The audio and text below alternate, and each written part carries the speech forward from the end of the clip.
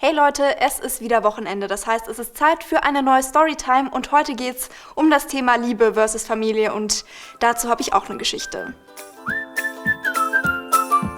Vielleicht erinnert ihr euch ja noch zurück an die Storytime zum Thema Fernbeziehung. Da habe ich ja schon mal erzählt, dass ich mit 16 einen Freund hatte, der am anderen Ende des Landes gewohnt hat. Und da wir damals eben beide noch 16 waren, haben wir nicht alleine gewohnt, sondern mit unserer Familie. Und die beiden Familien fanden das natürlich nicht ganz so cool, als sie mitbekommen haben, okay, da gibt's jetzt plötzlich die andere Person im Leben ihres Sohns oder ihrer Tochter, die sie aber davor noch nie gesehen haben. Bei meinen Eltern war es so, dass die ersten waren, die meinen Freund zu sehen bekommen haben. Also ja, er war zuerst bei mir zu Besuch und für meine Eltern war das nicht so ganz leicht, weil ich auch einfach relativ kurz im Voraus erst angekündigt habe, hey, übrigens, ich habe jetzt einen Freund, den habt ihr noch nie gesehen, er wohnt auch ganz weit weg und so, aber ich möchte gerne, dass der für eine Woche lang zu uns kommt.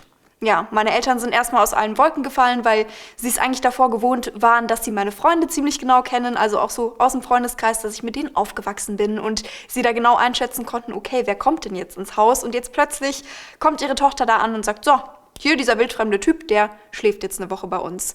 Und zuerst haben sie auch zu mir gesagt, boah, nee, Lisa, das geht nicht. Der muss irgendwo in eine Jugendherberge oder du musst das irgendwie anders gelöst kriegen. Und bei mir war es so, dass ich zu der Zeit bei einem Radiosender gearbeitet habe, also so als Schülerjob sozusagen. Und ich habe dann dort die Leute bekniet, weil er und ich, also mein Freund und ich, beide so wenig Geld hatten, dass wir uns die Jugendherberge nicht hätten leisten können. Ob es nicht irgendwie möglich wäre, dass er dort im Studio auf dem Boden übernachtet oder so ganz absurde Ideen hatten wir, wie wir diese ganze Situation lösen können. Und wir waren sogar dann so weit, dass die Leute vom Studio gesagt haben, ja, okay, ist jetzt nicht super cool, aber kriegen wir schon irgendwie gelöst. Ja, und dann letzten Endes haben sich meine Eltern dann doch breit labern lassen von mir und er war dann doch da und sie haben sich relativ gut verstanden. Das hat also ganz gut funktioniert zum Glück. Ja, und beim Gegenbesuch war es dann so, dass ich schon gemerkt habe, seine Familie ist so ein bisschen anders als meine. Er hatte mehrere Geschwister, das heißt, das Haus war ganz schön voll und ja, die Eltern hatten einige sehr, sehr strenge Regeln, an die ich mich erstmal gewöhnen musste. Bei mir ist es zum Beispiel so, dass ich es gewöhnt bin, einfach wirklich den ganzen Tag immer wieder so kleine Portionen an Essen zu essen, immer mal wieder Snacks und auch nochmal was nach dem Abendessen. Und bei ihm hieß es dann, okay, Lisa, wir haben jetzt zu Abend gegessen, es gibt danach nichts mehr. Und ich hatte wirklich dann keine Möglichkeit, ich musste dann mit knurrendem Magen ins Bett gehen. Weil sie gesagt haben, nee, du musst das lernen, dass dann gegessen wird, wenn Essen auf den Tisch kommt. Und da hast du dich satt zu essen.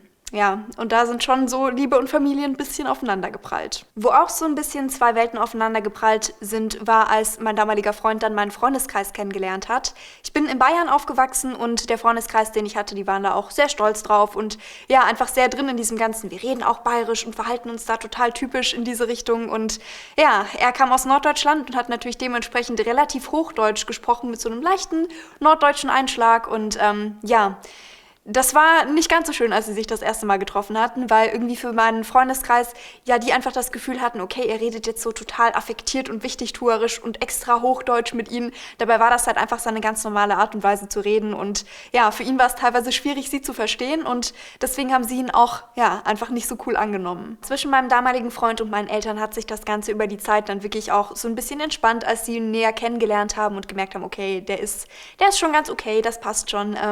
Ja, aber auch so in den Beziehungen danach ist es natürlich immer wieder so gewesen, dass meine Eltern ganz schön kritisch waren und die Leute sich erstmal beweisen mussten. Aber es ist natürlich immer alles so ein bisschen easier, wenn man nicht mehr zu Hause wohnt, sondern seine eigene Wohnung hat, vielleicht auch noch in einer anderen Stadt. Bei mir ist es so, dass ich dann ein paar 100 Kilometer weggezogen bin und ja, wenn man sich dann nur noch so ein paar Mal im Jahr sieht, dann ist das natürlich auch nochmal ein ganz anderes Thema. Erzählt mir gerne mal, wie denn so eure Erfahrungen sind mit dem Thema. Hattet ihr da auch schon Probleme mit der Familie oder geht das bei euch irgendwie total easy? Schreibt das einfach mal unten in die Kommentare. Und für den Fall, dass ihr euch noch näher informieren wollt über das Thema oder vielleicht auch so ein bisschen Rat und Hilfe braucht, dann schaut gerne mal bei der Folge dazu vorbei. Da haben wir euch nämlich einige Seiten auch unten in der Infobox verlinkt. Ja, bis zum nächsten Mal. Habt ein schönes Wochenende. Tschüss!